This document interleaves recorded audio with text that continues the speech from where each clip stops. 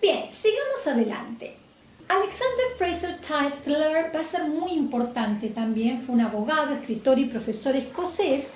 También va a ser muy importante porque es el primero que escribe un ensayo sobre los principios de la traducción y que intenta hacer de alguna manera un estudio sistemático de la traducción.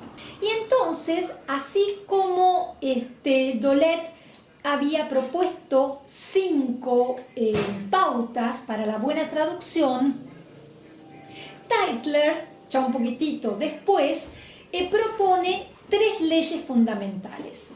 Estas 3 leyes fundamentales, tal cual las tienen ustedes ahí, ¿ok? Serían: la traducción debe ofrecer una copia total de las ideas del texto original, ¿sí? Esto muy ligado entonces a la idea de contenido.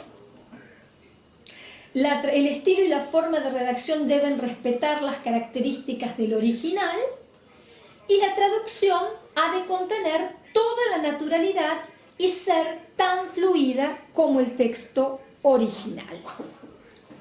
Bien, entonces, él dice, estas son mis 3 reglas. Pero bueno, ante la duda, la 1 más la 2 más la 3 se pueden resumir en esta cuestión: adoptar el alma misma del autor del texto.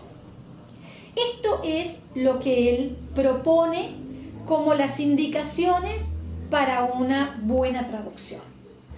Más abajo, en este mismo texto que ustedes leyeron, Fraser Tytler define una buena traducción, ¿ok?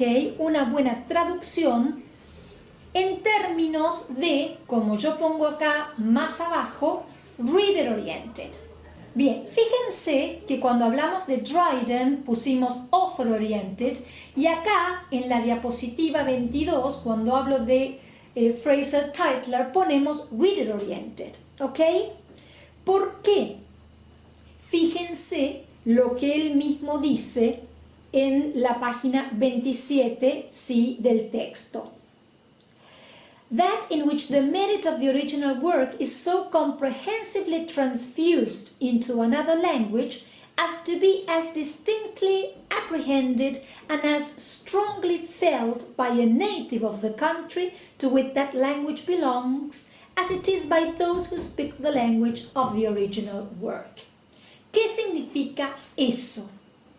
Eso significa que lo que Fraser Tytler propone, y por eso es reader oriented, le interesa mucho el lector, más allá del autor, le interesa mucho el lector de ese texto. Él propone que el lector de la traducción debería sentir al leer el texto traducido lo mismo que el lector del texto original sintió al leer el texto original. Por eso él recomienda adoptar el alma misma del autor.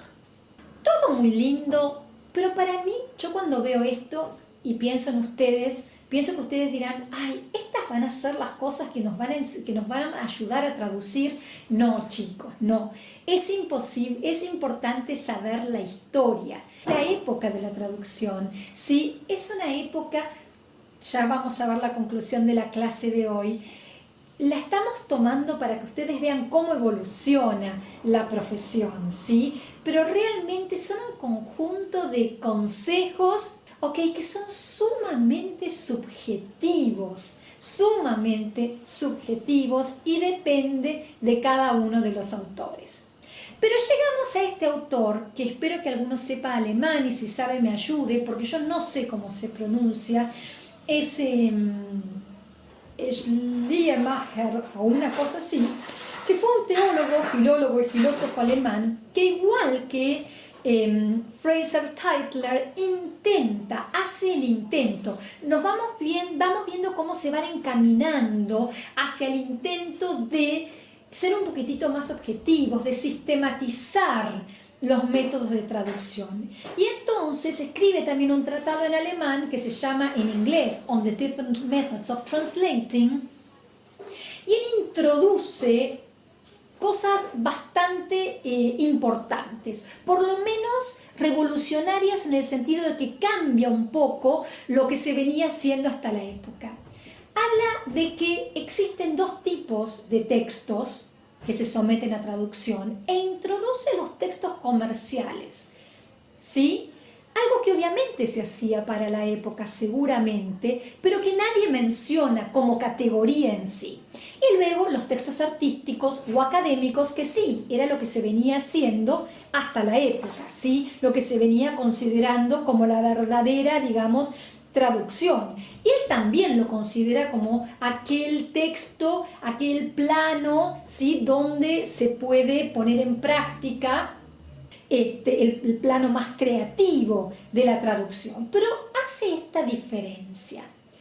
Y después, otra de las cosas que también dice que es muy importante es que basta de esta división palabra por palabra o sentido por sentido. Él concibe la traducción en estos dos campos.